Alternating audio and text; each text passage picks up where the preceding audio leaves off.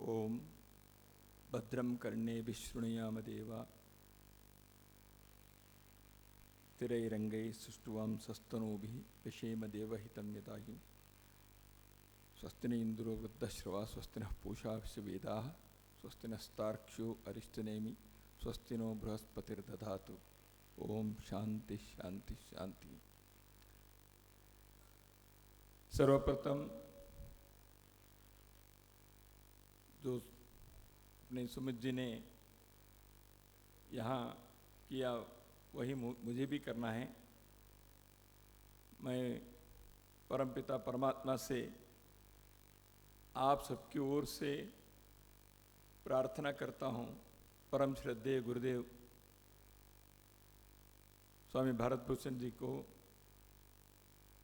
दीर्घायुष्य दे और हम सबके मार्गदर्शन करते हुए सारी मानवता के भौतिक आध्यात्मिक उद्धार के लिए उनके तपस्या और साधना अनवरत चलते रहे और इसी प्रकार वर्षों तक हम उनके योग प्रकाश के अंदर अपने मार्ग को खोजते हुए उस मार्ग पर हम चलते रहें, यही मैं परमात्मा से प्रार्थना करता हूँ उनके जन्म दिवस पर। और जो संयोग से मोक्षायतन योग संस्थान के भी स्थापना दिवस है। आज के इस कार्यक्रम में विशिष्ट अतिथि के रूप में आए हुए जापान के हमारे केनिचिरो तोयोफुकु जी, श्री सुमित श्रीवास्तव जी, जसवंत सैनी जी, इस संस्थान के विशिष्ट आयामों को निरंतर बढ़ा रही आचार्य प्रतिष्ठा जी, इस कार्यक्रम में उपस्थित सभी वंदनीय श्रेष्ठ सज्जन बंधु, श्रद्धेय माता भगिनी, मैं यहाँ दो भार को लेकर खड़ा हूँ। एक स्वयं गुरुदेव जी ने मुझे पगड़ी पहना दिए हैं, तो यह एक कर्तव्य को, एक धर्म को निरंतर स्मरण कराते रहेगा, क्योंकि गुरुदेव जी को मैंने कहा कि आपको ही ये मुझे पहनाना पड़ रहा है। मैंने कहा पड़ रहा है नहीं है, मैं आनंद से कर रहा हूँ, ऐसे उन्होंने कहा। वह आनंद के प्रवाह मेरे शरीर के अंदर भी प्रवाहित हो, यही मैं ईश्वर से प्रार्थना करता हूँ। और दूसरी बात, उन्होंने संस्थान ने मुझे आज जो सम्मान में स्वास्थ्य श्री ऐसे कह दिया, तो इसलिए मेरे ऊपर ये जिम्मेवारी आ गई मेरे स्वास्थ्य ठीक रखने की, क्योंकि मैं उस सम्मान के अनुरूप योग्य बनूं, उसके लिए अर्ह बनूं, यह मेरी जिम्मेवारी बनी। सामान्यतः स्वास्थ्य ठीक ही रहता है, लेकिन कभी कभी मनुष्य होने के कारण, लेकिन अभी मैं बैठे बैठे सोच रहा था इसके अनुरूप रहने के लिए मुझे निरंतर स्मरण दिलाने के लिए ही ऐसे आयोजन बनाए होंगे। बंधुओं, मोक्षायतन योग संस्थान के संदर्भ में हमने यहाँ एक लघु फिल्म हमने देखे हैं। 50 साल की यात्रा के 5 मिनट में भर देना या आसान नहीं होता है। तो लेकिन एक संस्थान और उस संस्थान के चैतन्य स्वरूपी श्रद्धेय गुरुदेव जी यहाँ उपस्थित हैं,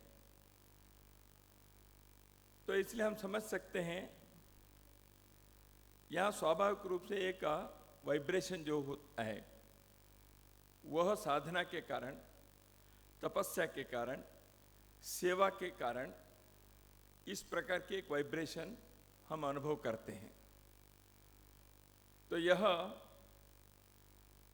एक व्यक्ति के साधना से भी जब होता है, यदि हजारों लाखों लोग इस प्रकार की साधना में रहेंगे, तो जो अभी हमारे मित्र सुमित जी ने कहा कि भारत की महानता के बारे में, भारत इसलिए महान रहा है, यहाँ उत्तर से दक्षिण, पूर्व से पश्चिम तक हजारों वर्षों से लाखों लोगों ने अद्भुत साधना की है, निस्वार्थ भाव से, मानवता और सृष्टि सकल चराचर के प्रति अदम्य संवेदना से।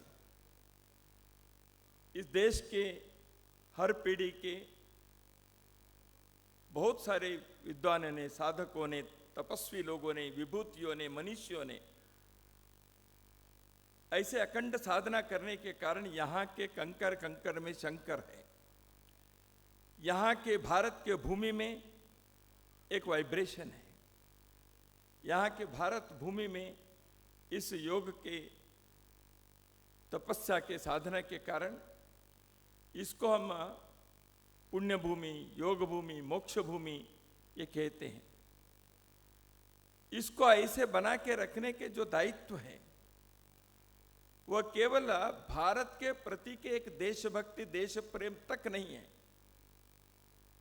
यह मानवता के लिए आवश्यक है। क्योंकि महर्षि अरविंदो ने या स्वामी विवेकानंद ने, महर्षि दयानंद सरस्वती जी ने अपने जीवन कार्य में उन्होंने जो कार्य किया, उसमें भारत के उत्थान के लिए, भारत के अभ्युत्थान के लिए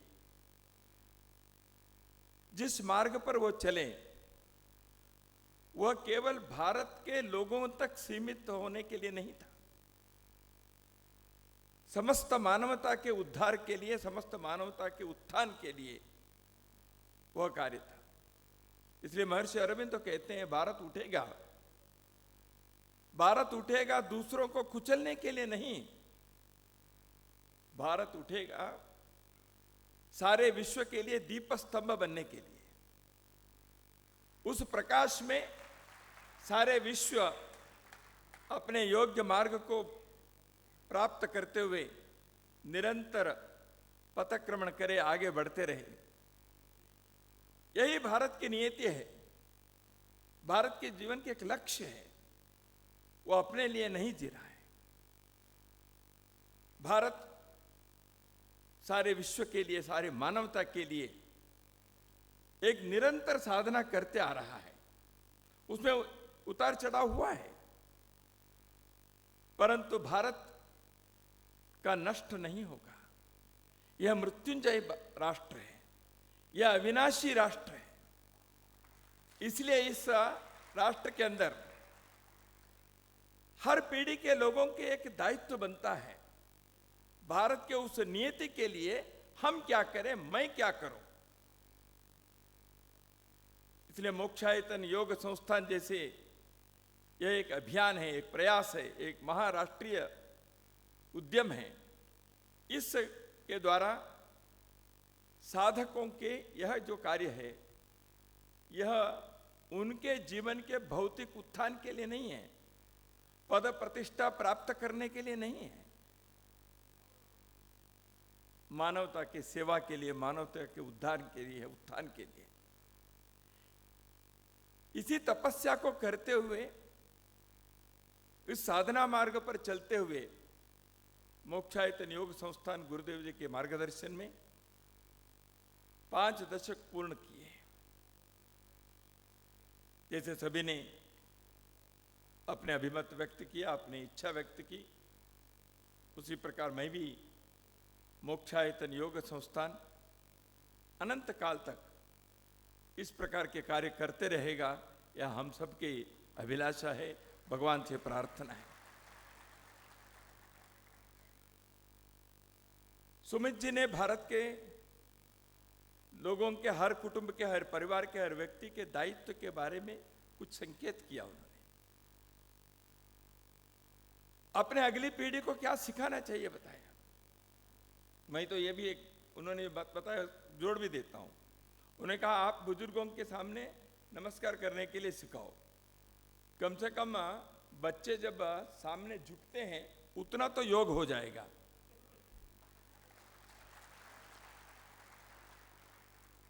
अभी आचार्य प्रतिष्ठा जी कह रही थी ताली बजाएंगे तो भी उसके कुछ लाभ होता है। ऐसे हमारे यहाँ भारत की संस्कृति की विशेषता है, कुछ बातें डायरेक्ट है, कुछ बातें इनडायरेक्ट है। उत्तर भारत में कम होगा कि दक्षिण भारत में विद्यालय के शाला के कक्षाओं में यदि कोई विद्यार्थी गलती करता है तो वहां के शिक्षक उनको दोनों कान ऐसे पकड़कर 3 बार उठकर बैठने के लिए करते हैं। लेकिन अभी उसके पीछे के विज्ञान क्या है, शास्त्र क्या है, लोगों ने ढूंढ निकाला है।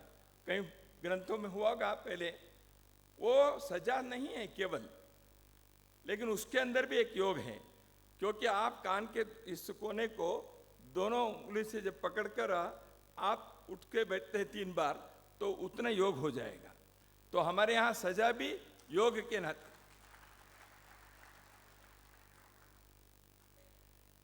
भारत के देन दुनिया के लिए बहुत सारे ऐसे हैं। हमारे एक मित्र ने एक सूत्र बनाए, भारत दुनिया के लिए क्या दे सकता है। देखिए अभी तंत्र ज्ञान विज्ञान नए नए विज्ञान हम दे सकते हैं, ठीक है। भारत के सॉफ्टवेयर के जो हमारे संपदा है आईटी के क्षेत्र में वो अद्भुत है। कुछ वर्ष पहले भारत के एक विदेश मंत्री ने ये बात कही थी कि दुनिया के आईटी कंपनी में सोचते हैं आपके यहाँ भारतीय लोग कितने हैं, यानी भारतीय लोगों के वहाँ संख्या के आधार पर वह कंपनी कितने स्थिर है, कितने उसकी उत्तम क्वालिटी है, वो क्या किस दर्जे का है, यह नापने के लिए भारतीय लोग कितने काम कर रहे हैं। ऐसे क्षेत्र में तो हम आगे बढ़ रहे हैं। उदाहरण के लिए अभी कोविड के महामारी के संकट के काल में भारत ने कम समय में कम खर्चे में यहाँ के लोगों के बुद्धि और प्रतिभा के आधार पर जो वैक्सीन यहाँ ढूंढ निकाले हैं और वो दुनिया को हम दे सके। भारत ने इन क्षेत्रों में अपने सामर्थ्य को, क्षमता को दिखाया है। ये तो बात अच्छी है, लेकिन सदियों से भारत ने विश्व को जीने की कला सिखाई है। जीना क्यों है, जीवन का अर्थ क्या है, यह भारत ने सिखाया है। भारत के लोगों ने विश्व के मानवता के सामने what is the purpose of life and how to live your life, इसके बारे में कहा है। इसलिए भारत ने जब अपने संस्कृति को विश्व भर में देने का जो एक बहुत बड़ा प्रयास किया, भारत के 6-8 हजार वर्षों के इतिहास में किसी देश पर हमने आक्रमण नहीं किया, किसी देश को हमने गुलाम नहीं बनाया। भारत के भारतीय लोगों को, यहाँ के लोगों को दुनिया के सामने माफी मांगने के, क्षमा मांगने के कोई भी आवश्यकता नहीं है। दुनिया में बहुत कम देश ऐसे हैं, क्योंकि हम दुनिया के साथ वसुदैव कुटुंबकम इस भावना से सारे दुनिया को अपने ही भाई बहन, अपने ही कुटुंब के सदस्य ऐसे मानकर हम रहे हैं। हमने किसी का शोषण नहीं किया। हाँ, यदि हमने माफी मांगना है तो अपने समाज के साथ मांगने हैं, क्योंकि हम अपने ही बंधुओं के साथ छुआछूत, जाति भेद, इस प्रकार से हमारे भाई बहनों के साथ ऐसे व्यवहार हमने किया जो कलंक है, जो भारत की मिट्टी के विचार नहीं था। हमने हर किसी के अंदर, जड़ चेतना के अंदर आत्मा को देखे, परमात्मा को देखे हैं। हमने हर सर्वत्र ईश्वर के अंश को हम देखते हैं, पूजा करते हैं। कैसे कोई एक मनुष्य हमसे नीचा हो जाता है, कैसे कोई एक मनुष्य अछूत हो जाता है, संभव नहीं है। यह मनुष्य के छोटे मन के, छोटे दिल के यह परिचायक है, इसलिए उससे ऊपर उठकर हमको आना पड़ेगा। लेकिन दुनिया के सामने हमने संस्कृति के प्रसार की। चीन के एक राजदूत अमेरिका में रहे, उन्होंने अपने एक ग्रंथ में उन्होंने लिखा, शी उसका नाम है, उन्होंने कहा भारत के एक भी सैनिक को बिना भेजे, without sending a single soldier, 20 शताब्दियों तक भारत ने चीन पर अपना वर्चस्व रखा, 2000 वर्षों तक। किस आधार पर? हमने ना जमीन का कब्जा किया, ना वहां के लोगों का शोषण किया। खुशी मोह से दिखते हैं, नॉट पॉलिटिकली और इकोनॉमिकली, नॉट इवन मिलिटरली और in any case, but culturally and spiritually, संस्कृति और अध्यात्म के आधार पर भारत ने अपना वर्चस्व रखा। इसलिए जैसे मैं कह रहा था, हमारे एक मित्र ने एक सूत्र बनाए, भारत क्या दे सकता है दुनिया को? संयोगी आवे कसम, ये सूत्र है। संयोगी आवे कसम सूत्र का अर्थ क्या है? भारत दे सकता है संस्कृत, योग, संयोग योग, गी यानी गीता, आ यानी आयुर्वेद, वे यानी वेद और उपनिषद, क यानी कला, और आखिरी सम यानी संगीत। संयोगी आवे कसम, ये हम दे सकते हैं दुनिया। संस्कृत, योग, गीता, आयुर्वेद, वेदोपनिषद, कला और संगीत, यह मनुष्य के सभ्यता के विकास के लिए आवश्यक बातें हैं। मनुष्य के भौतिक और आध्यात्मिक जीवन के उन्नति के लिए इन बातों पर, इन मार्ग पर जाना यह आवश्यक है। मैं संस्कृत के ही एक उदाहरण लेता हूं। योग के बारे में तो यहां इस मंच पर कहने की आवश्यकता ही नहीं है, क्योंकि जिस संस्था ने पिछले इतने वर्षों से योग के प्रचार प्रसार करते हुए लोगों को उस साधना मार्ग पर चलने के लिए प्रेरणा दिए हैं, मुझे योग के बारे में यहाँ कहने की आवश्यकता नहीं है। संस्कृत के बारे में अभी अपने क्या केनिचिरो तोयोफुकु, उनके नाम सुमित जी ने उल्लेख किया, मैं भी कर सकता हूँ, आप भी कर सकते हैं। है जापानी नाम। संस्कृत आधारित जितने भी भाषाएं हैं, संस्कृत में जो थोड़े बहुत सीखे हैं, वो दुनिया की किसी भी भाषा के उच्चारण, प्रोनाउंसिएशन कर सकते हैं। इसलिए भारत में अंग्रेजों से भी अच्छे इंग्लिश बोलने वाले भी यहां जन्म लिए हैं। क्वींस इंग्लिश कहते हैं, वो क्वींस इंग्लिश यानी बहुत शुद्ध इंग्लिश भाषा। उस क्वींस इंग्लिश को बोलने वाले भारत में आज हैं, इंग्लैंड में कम हो गए हैं। भारत के लोग जापानी भाषा सीख सकते हैं। इसलिए मैं यहां भारत के उत्तर के हिस्से में बैठे हुए लोगों को बताऊं, आप तमिल नहीं सीख सकते, ऐसे नहीं है। जो राजस्थान के व्यापारी वर्षों से वहां तमिलनाडु में है, तमिल अच्छे सीखते हैं, बोलते हैं, लिखते हैं। मैं एक दक्षिण भारत से आए हुए व्यक्ति, मैं हिंदी बोल सकता हूं, असमिया समझ सकता हूं। वहां रहने वाले लोग कहते हैं, क्योंकि भारत में संस्कृत के इस पृष्ठभूमि के कारण हमारे उच्चारण, भाषा सीखने के हमारे स्वभाव, यह सहज आ जाता है। ऐसे हर बात के बारे में है। ये सारी चीजें केवल स्वास्थ्य के लिए, मनोरंजन के लिए या व्यापार के लिए नहीं है। मनुष्य के हर आयाम के विकास के लिए है, उत्थान के लिए है। इसलिए संगीत कला व्यापारी वस्तु नहीं है। योग केवल भौतिक स्वास्थ्य के लिए नहीं है। नहीं तो लोगों ने क्या समझा, योग यानी थोड़ा सा फिजिकल एक्सरसाइज कर लें। अभी महाराज जी, गुरुदेव जी कह रहे थे इस कार्यक्रम में आने से पहले, सर्वांगासन को क्या है, stand still, shoulder stand, sarvangasana, इतना अच्छा शब्द है, उसको हमने क्या कर दिया, उसको शोल्डर स्टैंड आसन। ऐसे क्यों भाई, सर्वांगासन बोलो ना। तो हमारे जो योग के जो अभ्यास है, यह केवल स्वास्थ्य के या किसी प्रकार के रोग को दूर करने के लिए नहीं है। जैसे अभी जसवंत जी ने कहा, योग कर्मसु कौशलम समत्वम योग उच्यते चित्तवृत्ति निरोध। योग यानी क्या है? योग समग्र जीवन है। यम नियम आसन प्राणायाम प्रत्याहार धारणा ध्यान समाधि, ये अष्टांग है योग के। उसमें योग के आसन प्राणायाम ध्यान तक 3 को सीमित कर दिया। यम नियम के पालन नहीं करेंगे, केवल योग के पोस्चर करते रहेंगे, कोई उससे उद्धार नहीं होने वाला है।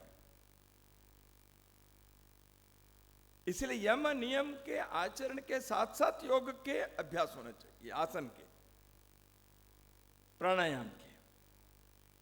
इसलिए समग्रता से देखें, समग्रता को समझकर सीखें।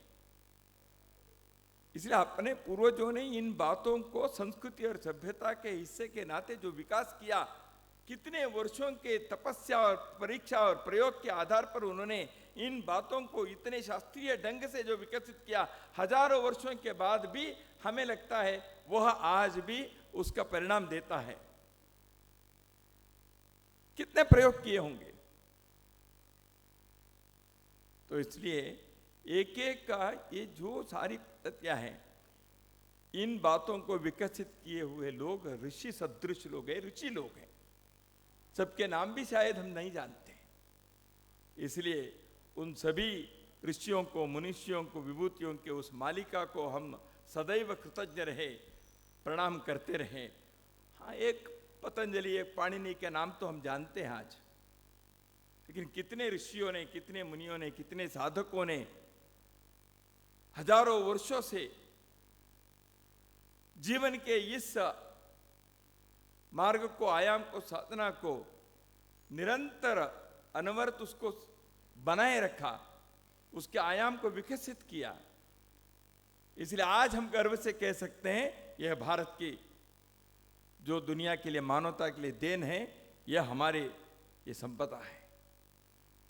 तो इसलिए आज मोक्षायतन योग संस्थान के 50वीं वर्षगांठ पर, स्वर्ण जयंती के इस मंगल क्षण पर पुनः एक बार आपने अभी तक इस संस्थान के द्वारा जो लोक सेवा किए हैं, जो भारत के संस्कृति के विकास के लिए अपने अद्भुत योगदान दिए हैं, इसके लिए सारे भारतवर्ष के लोग इस संस्थान के प्रति सदैव कृतज्ञ रहेंगे और आने वाले अनेकों अनेकों दशकों, शतकों तक इस प्रकार के कार्य को आगे बढ़ाने के लिए स्वयं संस्थान के द्वारा और इस संस्थान से प्रेरणा लेकर कार्य किए हुए साधकों ने अपने जीवन के हर आयाम में, हर पहलू में योग को जिए और उसका प्रसार करते रहेंगे। और भारत की इस संस्कृति के, आराधना के कार्य हम सबकी ओर से अपने व्यक्ति जीवन में, अपने कौटुंबिक जीवन में, अपने व्यावसायिक जीवन में तथा अपने सार्वजनिक जीवन में, इन चारों आयामों में हम योग को जिए और योग साधना करते हुए जीवन में साफल्य और सार्थक्य दोनों हम अर्जित करें।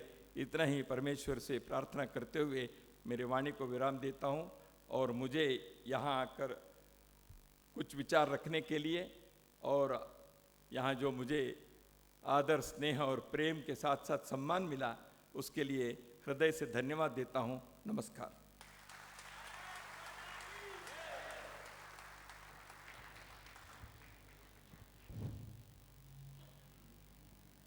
परम श्रद्धेय आदरणीय सर कार्यवाह जी का बहुत बहुत धन्यवाद। इससे पहले कि हम परम पूजनीय गुरुदेव से आग्रह करें कि आशीर्वचन दें और धन्यवाद ज्ञापन दें, जिन नन्हे बालकों ने आज प्रस्तुति दी थी, उनके साथ एक ग्रुप फ़ोटो हम मंच पर ले लेते हैं। सभी विद्यार्थी जो प्रस्तुति के विद्यार्थी थे वो मंच पर आ जाए।